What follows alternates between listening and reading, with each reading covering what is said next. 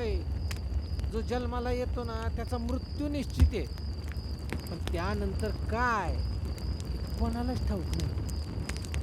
अरे गरुड पुराणानुसार ज्याला मोक्ष मिळत नाही ना त्याचा पुनर्जन्म निश्चित आहे. पण तुम्हाला काय वाटतं, माणूस मरून गेल्यावर काय होतं त्याचं? हा?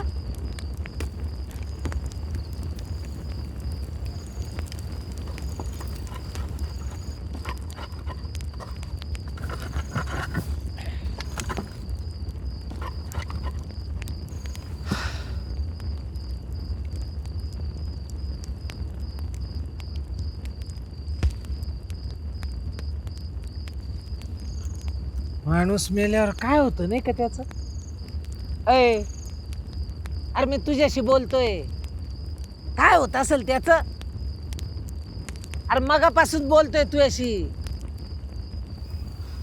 एवढीच हाऊस आहे ना, तर तूच मार ना उडी त्यात, मग कळेल तुला. मी उडी मारू मग माझं जन्म मरण हे सगळं संपूनच जाईल की रे. कोण होता रे तुझा बाप का आजा? अरे बाबा तू जा ना एकदाचा.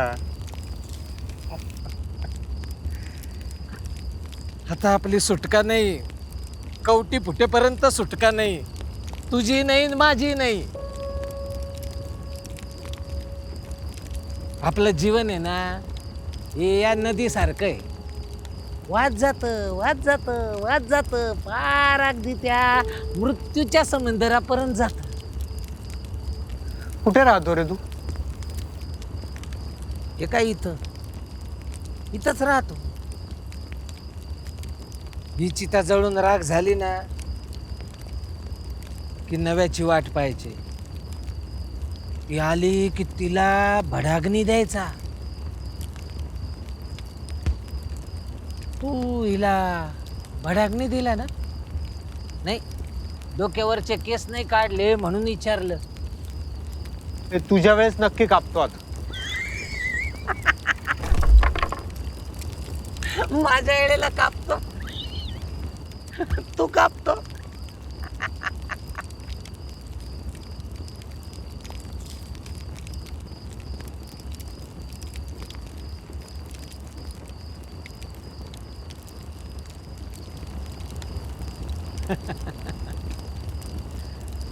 गमतीत का होईना पण तू म्हणलास की माझ्यासाठी केस कापशील म्हणून,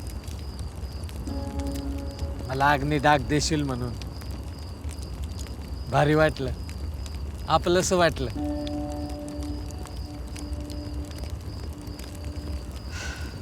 बाप नाही, आजा नाही, त्यापेक्षाही फार खास होता तो.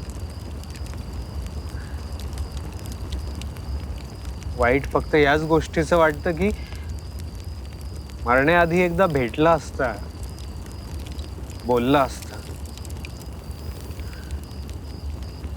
तो माझा फार खास होता. पण पण मी त्याचा खास होतो की नाही माहित नाही. कस काय गेलं?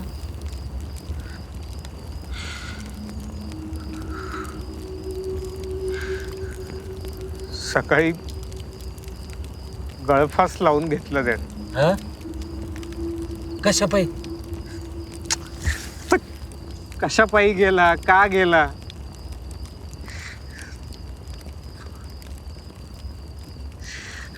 लोक आत्महत्या का करतात?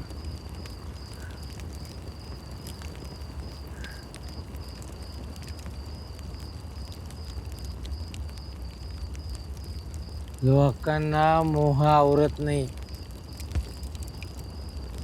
माझं हे राहिलं, माझं ते राहिलं,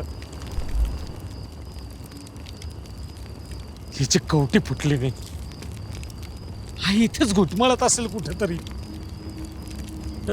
कदाचित कदाचित कदाचित कदाचित आपण ह्या जगातले असू किंवा नसूही, कदाचित आपण प्रवासी असू अनंताचे. कदाचित प्रश्न उत्तराचा नाहीच आहे. प्रश्न आहे तो प्रश्नांचाच. कदाचित कवठं फुटली.